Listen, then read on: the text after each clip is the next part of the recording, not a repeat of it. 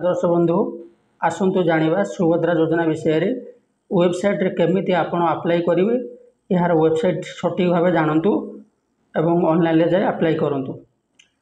Website है www.subhadra.odisha.gov.in। यह original website. यह राज्य सरकार सुभद्रा योजना एकमात्र सरकारी वेबसाइट। यही पोर्टाल रे व्यतीत अन्य कौन वेबसाइट बा पोर्टाल सरकारी नुह एवं ताहा नकली और भ्रमात्मक अटे।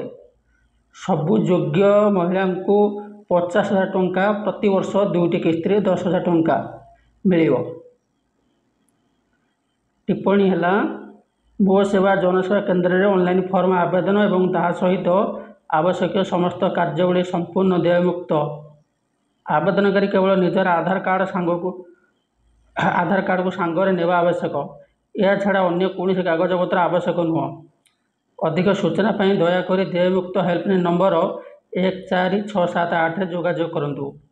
महिला और शिशु विकास विभाग ओडिशा देयमुक्त सहायता नंबर 14678। दर्शक बंधु जदि आपणकर कौन किसी बुझीपारना कि जानीपारना ताहले जो देयमुक्त नंबर दि जाएगी ताहा 14678 जोगाजोग करंतु। आपण सब तथ्य पाइपर। सीएम किसान योजना विषय में किसी अपडेट खबर जानतु। राज्य सरकार आरंभ कर सीएम किसान योजनार प्रथम किस्ती सेप्टेम्बर 8 तारिख नुआखाई अवसर प्रदान कर। आज एने कृषि और कृषक सशक्तिकरण विभाग दायित्व थिबा उपमुख्यमंत्री कनकवर्धन सिंहदेव और समस्त जिलापाल सह आलोचना करिसेंती। आज लोकसेवा भवन सम्मेलन कक्ष डिजिटल फसल सर्वेक्षण समीक्षा बैठक में उपमुख्यमंत्री एने समीक्षा कर जमापड़ी। यापर उपमुख्यमंत्री कहते ई चाष आप जरिया डिजिटल फसल सर्वेक्षण करा जाउची। एथिरे कृषक फसल और चाष जमीर तथ्य सरकार द्वारा उपलब्ध रही। यही सर्वेक्षण चलित मास 30 तारीख पर्यंत चलिबो।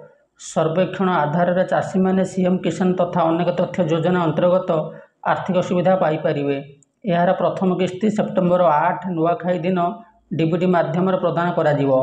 पीएम किसान रू बाद पड़ता समस्त योग्य चाषी यह द्वारा उपकृत हो पारे बोली उपमुख्यमंत्री श्री सिंहदेव कहते।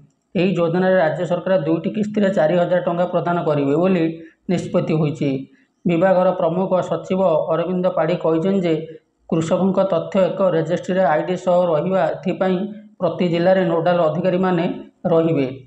सेमाने प्रत्येक भाव क्षेत्र परिदर्शन में जाई सर्वेक्षण अनुधान करेंगे।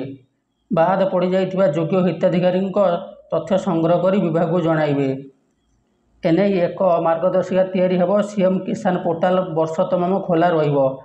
चाषी माने नुआ पोर्टाल जरिया आवेदन किंबा तथ्य अपडेट करने कौन प्रकार देय प्रदान करवा नहीं।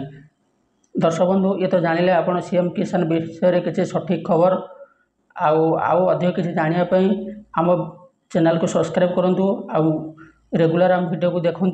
वीडियो जब भल लगी लाइक शेयर कमेंट करने भूलिए नहीं। सूचनाटी शेष है।